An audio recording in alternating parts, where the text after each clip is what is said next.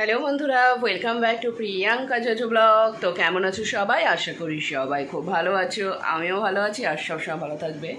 আজকে হচ্ছে মঙ্গলবার আর এখন 10টা মতন বাজছে। আমি একদম রেডি হয়ে গিয়েছি স্নান করে।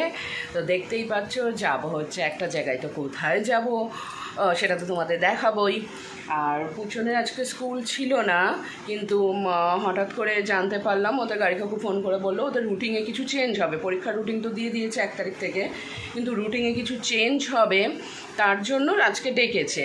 তো তাইও আজকে এখন স্কুলে গেল, মানে গিয়েছিল সকালবেলা নাচের ক্লাসে, দিয়ে এসে চটপট ফটাফট রেডি করিয়ে দিয়ে পাঠালাম। আর টিফিন আজকে কিচ্ছু বানিয়ে দিতে পারিনি, কেন একদম 9টার সময় জানলাম, গাড়ি ফোন করে বললো গাড়ি কাকু যে আজকে স্কুল আছে, রুটিনের কিছু চেঞ্জেস করবে।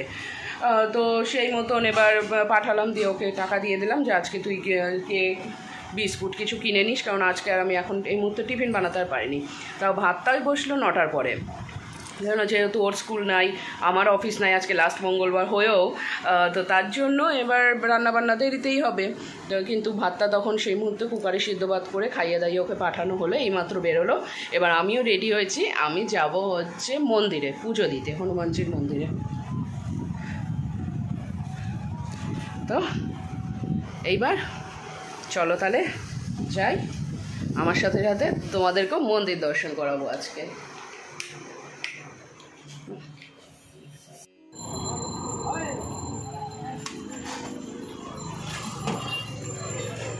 এগুলো কত করে পিস?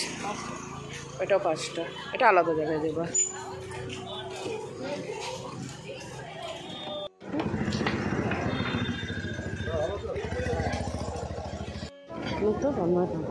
বাবা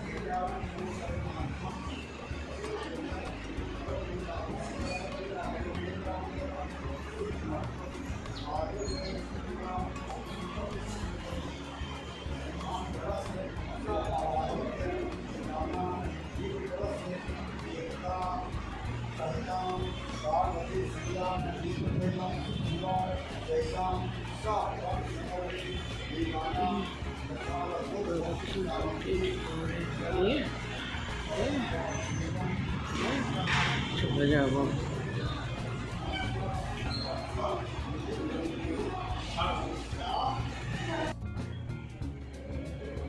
হনুমানজির মন্দিরে পুজো দিয়ে আসলাম দয়াময়ী কালীবাড়িতে। এই কালীবাড়িটাতে একদিন সন্ধেবেলা এসেছিলাম, প্রথম ভাই নিয়ে এসেছিল। এত ভালো লেগেছিল যে এই মন্দিরটাতে আসতে আবারও ইচ্ছে করলো, তাই সকালবেলা পুজো দিতে আসলাম। আর তোমাদেরকে মন্দিরটাও একবার ঘুরিয়ে দেখিয়ে নিই।